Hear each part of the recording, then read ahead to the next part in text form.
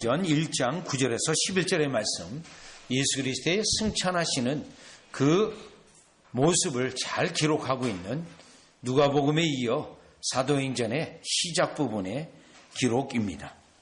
제가 받들어 읽겠습니다. 이 말씀을 마치시고 그들이 보는 데 올려가시니 구름이 그를 가리어 보이지 않게 하더라. 올라가실 때 제자들이 자세히 하늘을 쳐다보고 있는데 흰 옷 입은 두 사람이 그들 곁에 서서 이르되 갈릴리 사람들아 어찌하여 서서 하늘을 쳐다보느냐. 너희 가운데서 하늘로 올려지신 이 예수는 하늘로 가심을 본 그대로 오시리라 하였느니라. 아멘. 자, 누가복음이나 또 요한복음 또 마태복음, 마가복음 할 것 없이 복음서 가운데 예수 그리스도의 승천에 대한 그 기록은 누가복음에 이은 사도행전에서 아주 잘 기록하고 있습니다. 그리고 이 기록된 이 말씀은 예수 그리스도가 다시 오시는 그 내용까지 천사들의 약속까지도 포함하고 있어서 오늘 우리는 이 본문을 통해서 그리스도의 승천, 하늘로 올라가신 것, 아버지에게로 돌아가신 것, 그 의미가 구속사 속에서 어떤 의미를 가지고 있고 어떤 내용을 가지고 있는지 살펴보려고 합니다. 물론 오늘 이 본문에서 가장 중요한 내용은, 중요한 단어들은 있는데 그 단어들은 여러분 9절에 보면 구름이라는 단어가 있습니다. 구름이요. 요 구름이라는 단어는 예수 그리스도의 신성, 하나님이심을 나타내는 그러한 단어입니다. 지난번에도 말씀드린 것처럼 구약 성경에서 이 구름이 쭉 나타날 때는 하나님의 임재, 하나님의 현현입니다. 그러면 왜 구름이 있냐면 그 하나님의 영광을 우리 피조물인 우리 인간이 감당할 수 없기 때문에 그 영광을 이와 같이 가리기 위해서 구름이 자욱했던 것입니다. 모세가 그걸 체험했고 솔로몬도 체험했습니다. 솔로몬이 성전을 봉헌할 때도 구름이 자욱했습니다. 그리고요, 구름이 지금 예수 그리스도로 올라가는 그때 나타나는데 제자들도 이미 체험한 바 있습니다. 이 구름이요, 예수님의 변화산에서 이 구름이 나타나서 예수 그리스도의 신성을 드러내는 인자라는 단어, 다니엘서 7장 13절에 이어서 재림까지 말씀하고 있는 이 내용이 구름과 다 연결되어 있는데 오늘도 이 본문의 9절에 있는 구름이라고 말씀하고 있습니다. 그리고요, 여러분 누가복음 21장 27절에 보면 예수님이 직접 말했어요. 그때 사람들이 인자가 구름을 타고 능력과 큰 영광으로 오실 것을 보리라. 이건 예수님의 직접적인 말씀. 인자가 구름을 타고. 따라서 누가복음에 이어서 누가복음 9장 21장에 이어서 사도행전 1장에 이 구름이라고 하는 단어, 예수님의 승천과 관련된 이 구름이라는 단어는 예수님의 신성, 하나님이신 것을 나타내고 예수님이 다시 오시는 것도 포함하고 있는 것. 왜요? 구약성경에 다니엘서 7장 13절이 말하고 있기 때문에 그래요. 그것과 함께 또 중요한 단어가 하나 더 있는데요. 여러분 9절로부터 보면 9절에 이 말씀을 마치고 그들이 보는데 올려가시니, 올려간다는 단어가 있어요. 또 10절에 올라가실 때에, 11절에 하늘로 올려지신, 요 올려지신 것에 대한 단어가 3번이나 나와요. 자, 그러면 이 올려지신인데, 이 올려지신인데 목적지가 있겠죠? 그것도 4번이나 나와요. 10절 올라가실 때 제자들이 자세히 하늘을 쳐다보고 있는데 첫 번째 나와요. 하늘. 11절에 이르되 갈릴리 사람들아 어찌하여 서서 하늘을 쳐다보느냐. 하늘.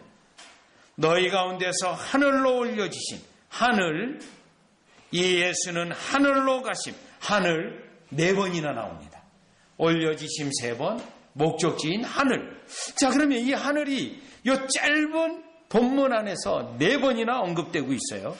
자, 그러면 예수 그리스도의 승천, 올려가심, 하늘, 이러한 내용들이 예수님의 승천과 함께 과연 어떤 의미를 가지고 있는지를 우리가 오늘 이 본문을 통해서 살펴보려고 하는 겁니다. 이 본문을요.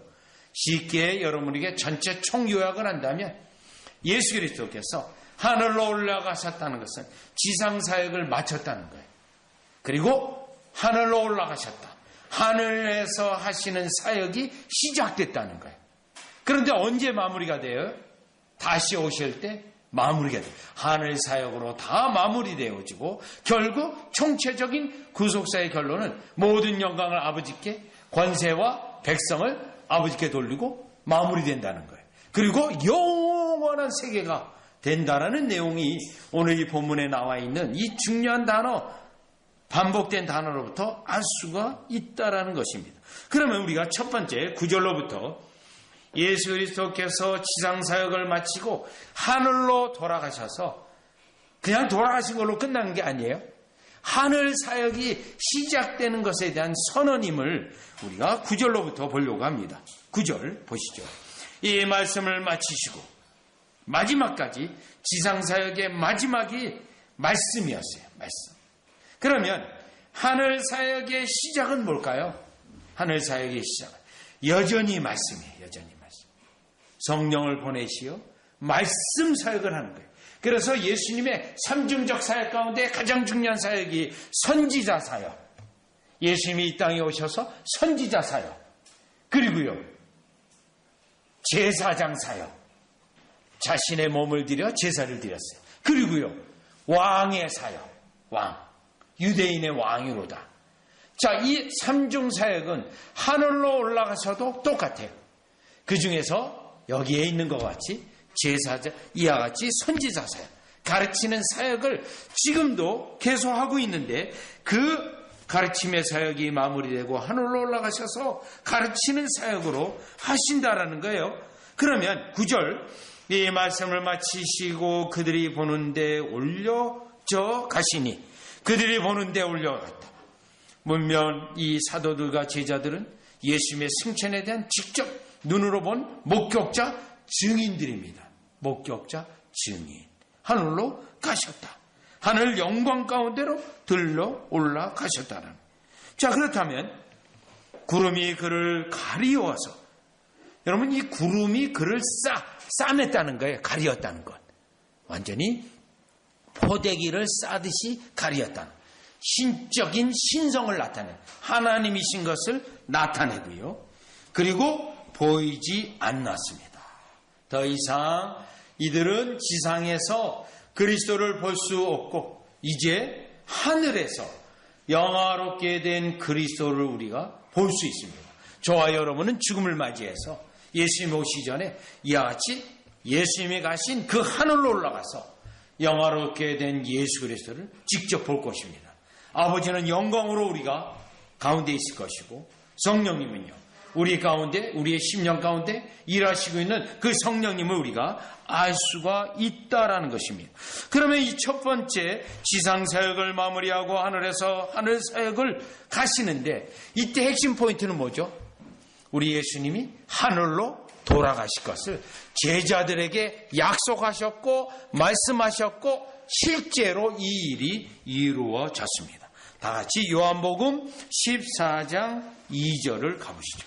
요한복음 14장 2절이요.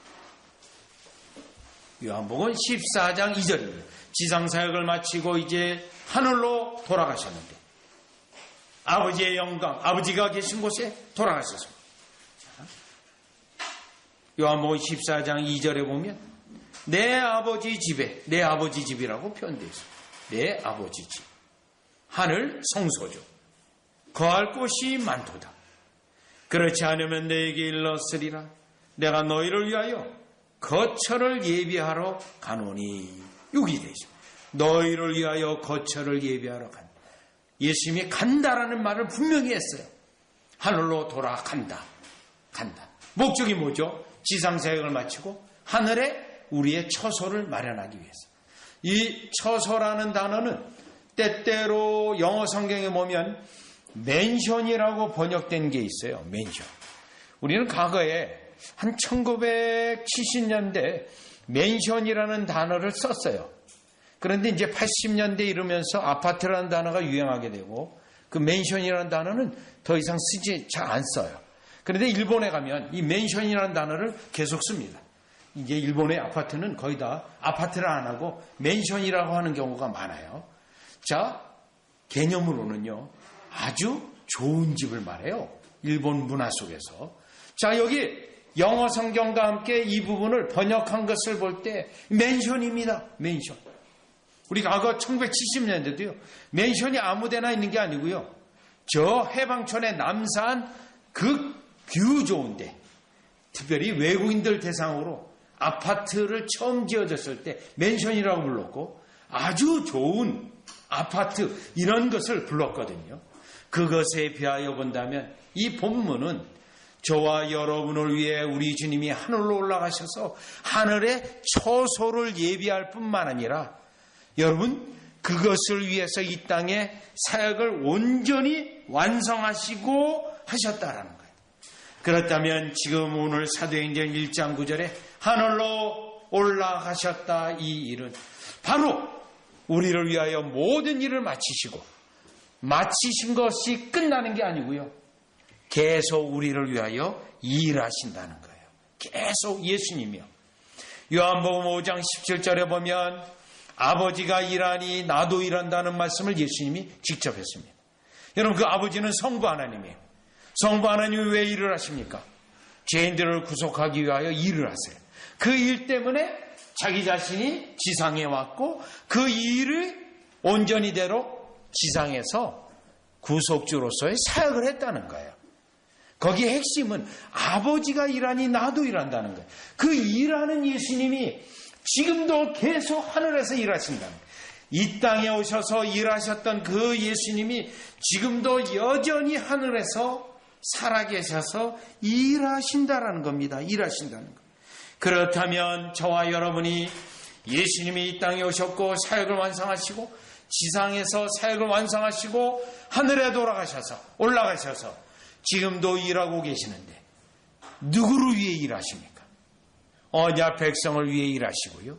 또요, 교회를 위하여 일하시고요. 또요, 여러분의 영원한 처소를 위하여 일하시고 바로 우리의 구주가 되셔서 영원한 안식까지를 위해서도 일하고 계시는 예수님이 오늘 9절에서 하늘로 올라가신 그 목적과 이유가 여기에 있다는 것을 깨닫게 됩니다. 그렇다면 저와 여러분은 이 땅에 지금 현재 그 예수님을 바라보아야 합니다.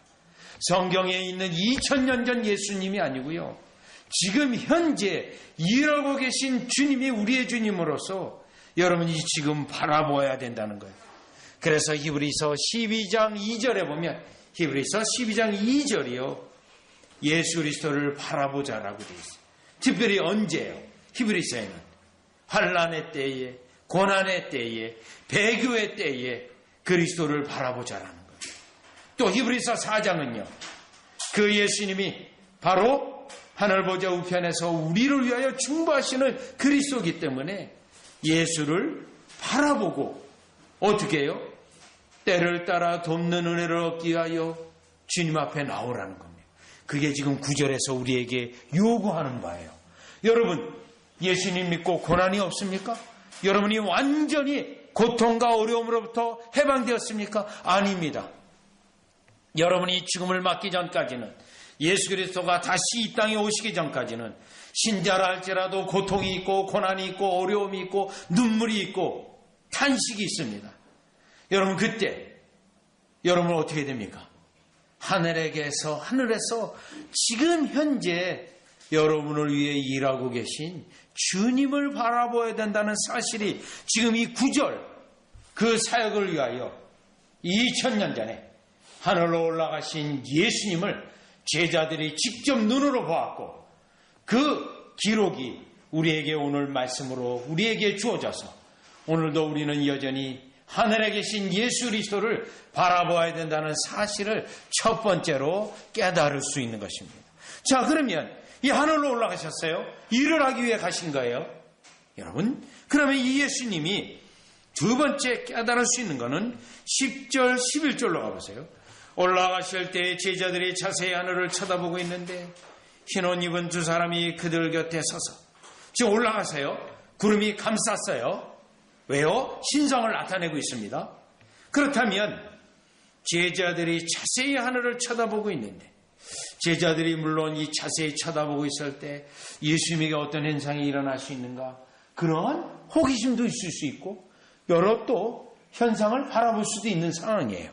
그런데 그때 흰옷 입은 두 사람이, 요 흰옷 입은 두 사람은 천사입니다. 천사예요.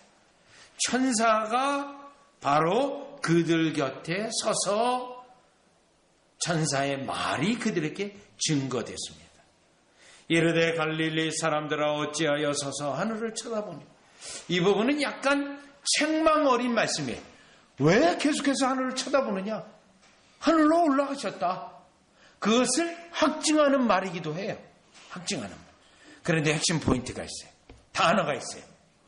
요 누가복음하고 사도행전에서 사용하는 단어예요. 뭐라고 되어 있죠? 기록되어 있는데 11절.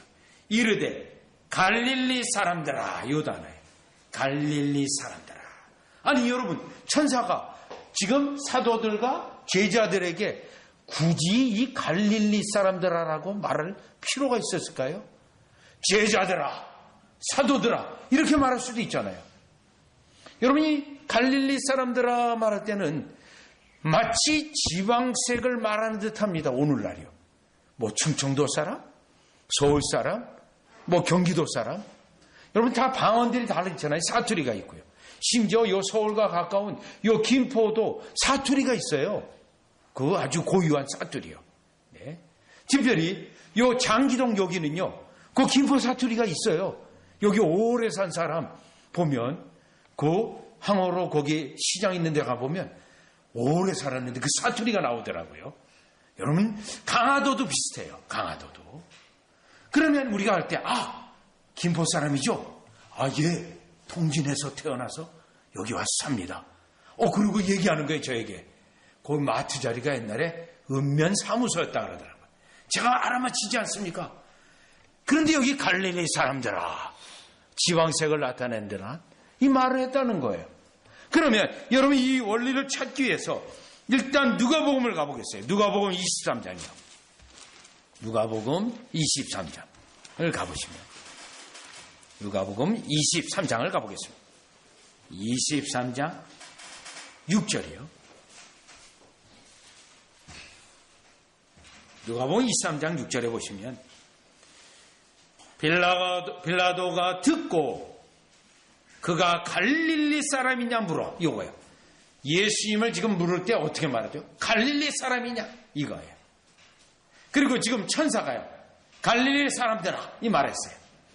그러면 여기에 나타난 갈릴리, 예수 그리스도에 대해서 갈릴리 사람이냐, 그리고 제자들 사도들에서 갈릴리 사람들이냐, 이 말은 뭐죠? 결국 사도행전 1장 11절에 나와 있는 천사가 직접 언급한 갈릴리 사람이란 말은 뭡니까? 갈릴리 사람. 이 본문을 보면 너희들이 예수 그리스도를 따르는 자들이냐, 이 언급이에요. 예수 그리스도를 믿는 자들이냐, 믿는 자들이. 자, 이 말은 갈릴리 사람이라는 것은 촌이에요. 촌, 시골이에요. 시골. 그리고요, 예루살렘에 사는 사람의 입장에 보면 촌사람이에요. 촌사람. 여러분 우리가 말할 때 촌에서 왔네 이런 말을 해요. 영어에도 표현합니다. 영어에는요, redneck이라는 단어가 있어요. 목이 빨갛다는 거예요. 뭐냐면요, 시골에서 농사를 짓고 흙을 만져가지고 목이 빨갛다는, 그게 영어 단어가 redneck. 촌사람을 할 때 redneck 이렇게 부르거든요. 그런 의미예요. 그런데 여기는요, 그 이름이 영화롭게 된 이름이에요. 무엇 때문에? 그리스도가 승천하심으로 이 갈릴리 사람들이라고 하는 이 말은 예수 그리스도를 따르는 자로서 예수 그리스도의 승천으로 말미암아 영화롭게 된 이름입니다. 영화롭게 된 이름. 그러면 왜 이름이 여기에는 갈릴리 사람이라는 이 이름이 어떻게 변천하는지 사도행전 11장을 가보세요. 사도행전 11장을 가보시면, 사도행전 11장 26절을 보시면, 이게 변천사예요. 변천사. 이름의 변천사. 11장 26절. 사도행전이요.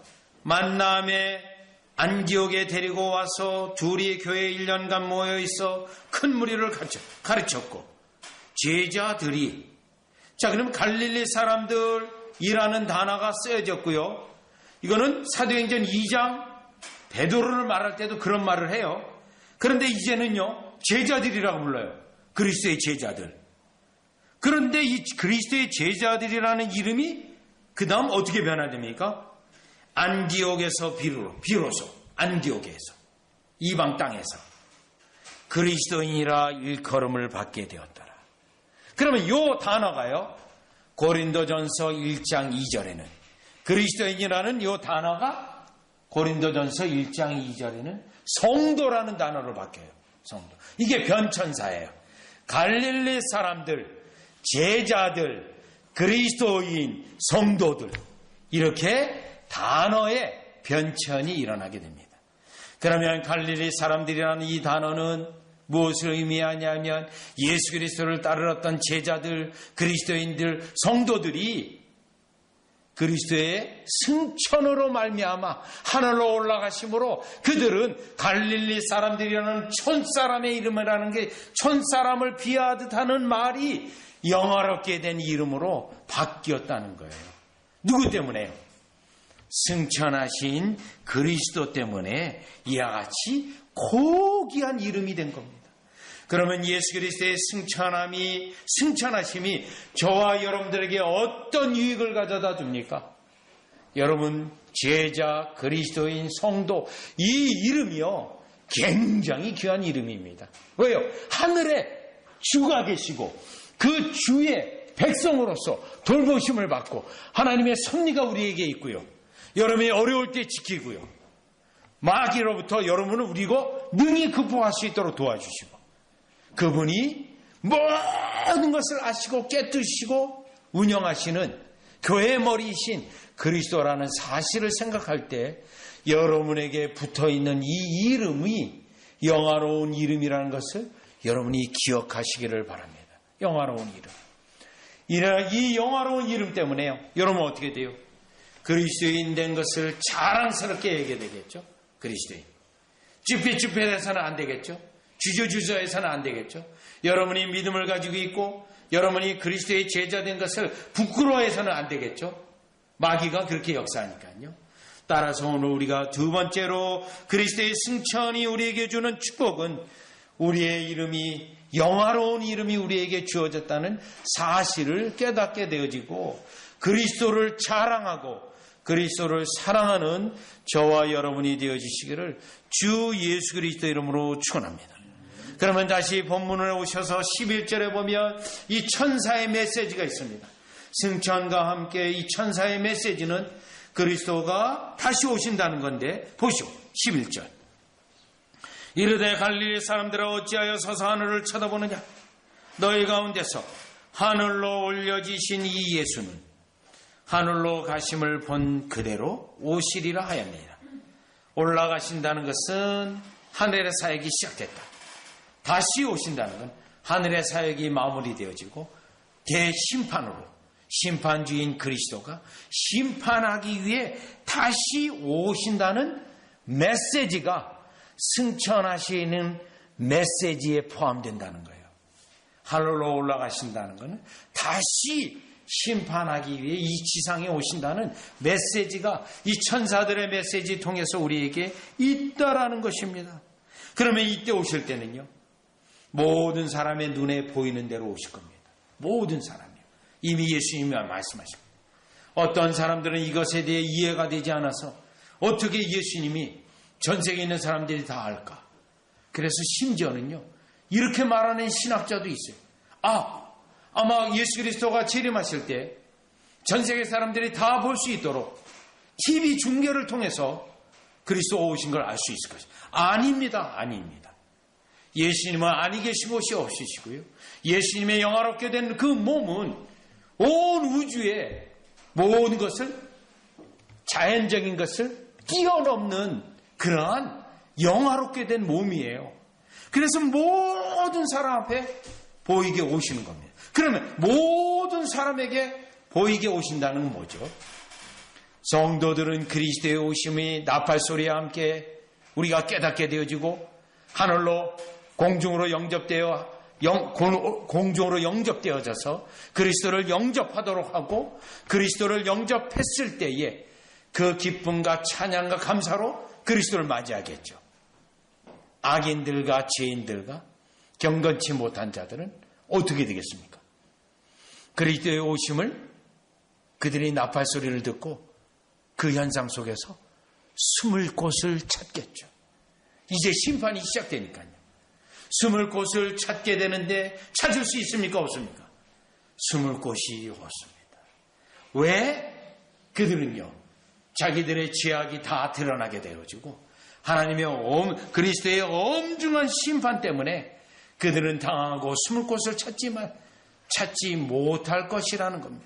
그것이 지금 11절에 나와 있는 하늘로 가심을 본 그대로 오시리라 해요. 심판주로 오시는 거예요. 원래 심판주는 성부 하나님의 직무인데 아들이 모든 사역을 이루어서 아버지를 영화롭게 했기 때문에 아버지가 아들에게 줬어요. 이것도요. 이양해 줬어요. 그래서 아들이 심판주예요. 심판주. 그 아들이 오는 거예요. 다시 오는 거예요. 그렇다면 이 메시지는요, 우리 성도들에게는 그날이 고대되어지기도 하고 그 날 때문에 우리는 경건하게 살아야 되고요. 그 날 때문에요, 우리는 이 땅에 눈물이 있다 하더라도 모든 눈물을 씻어주시고 위로해 주시는 그날을 바라보게 되고, 또 한편으로는요, 저와 여러분이 이 다시 오실 그리스도를 바라보는 가운데 긴장한 가운데 신앙생활을 하는데 사도행전 10장을 가보시면 사도행전 10장을 가보시면 10장 41절 42절입니다. 사도행전 10장 41절이에요. 42절 보시죠. 40절부터요. 하나님이 사흘 만에 다시 살리사 나타나시되 모든 백성에게 하신 것이 아니요 오직 미리 택하신 증인, 이 부활의 그리스도는 누구나 다 경험한 게 아니에요. 죄자들에게만. 곧 죽은 자 가운데 부활하신 후 그를 모시고 음식을 먹는 우리에게 하신 것이라. 우리에게. 그런데 42절이에요. 복음의 메시지의 완성이에요. 우리에게 명하사, 뭘 명하죠? 전도하라는 거예요. 백성에게 전도하라는 거예요. 그럼 전도 메시지를 어떻게 하느냐는 거냐면, 하나님이 살아있는 자와 죽은 자의 재판장으로 정하신 자가, 요게 살아있는 자, 죽은 자 모든 사람이 재판장으로 정하신 자, 아버지가 아들을 재판장으로 정해놨어요. 곧 이 사람인 것을 증언하게 하셨고, 요겁니다. 그리스도가 다시 오셔서 심판하신다는 메시지를 전도의 메시지에 넣어야 된다는, 반드시요. 여러분, 오늘날 전도지에 이 내용이 들어있는 전도지는 없어요. 예수 믿고 구원받으세요. 이걸로 끝나요. 예수님 믿고 구원받고 그걸로 끝나면 안 돼요. 주를 섬겨야 됩니다. 현재 주를 따라가야 됩니다. 현재 시제가 있어야 돼요. 미래 시제가 또 있어야 돼요. 다시 오실 주님입니다. 심판하십니다.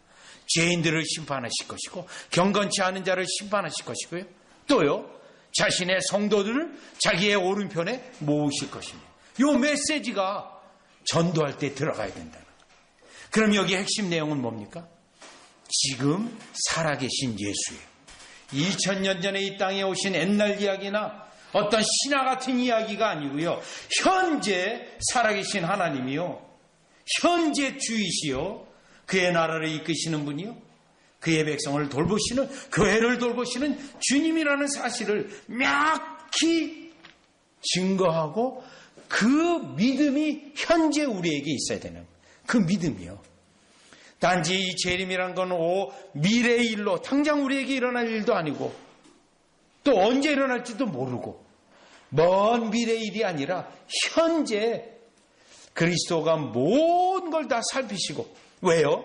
재판을 위해서, 판단을 위해서 그 예수님이 바로 모든 걸 다 보시고 판단하시고 결국에는 오셔서 심판하신다는 내용인데, 여러분 다시요, 이 내용이 사도행전에 가득해요. 사도행전 3장에 가보시면, 사도행전 3장 15절 16절을 보시면 사도들의 전도의 메시지의 내용이 다 이거예요.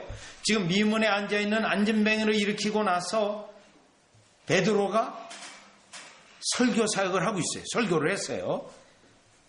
사도행전 3장 16절을 보시면 15절부터 볼게요. 생명의 주를 죽였도다. 그러나 하나님이 죽은 자 가운데 그를 살리셨으니 우리가 이 일의 증인이라. 그러면 예수님이요, 십자가에 돌아가시고 끝난 게 아니라 지금 살아계시다는 거잖아요. 핵심 포인트는. 그럼 그 살아계신 증거가 뭐죠? 16절. 그 이름을 믿음으로 그 이름이 너희가 보고 아는 이 사람을 성하게 하셨나니. 그 이름이에요.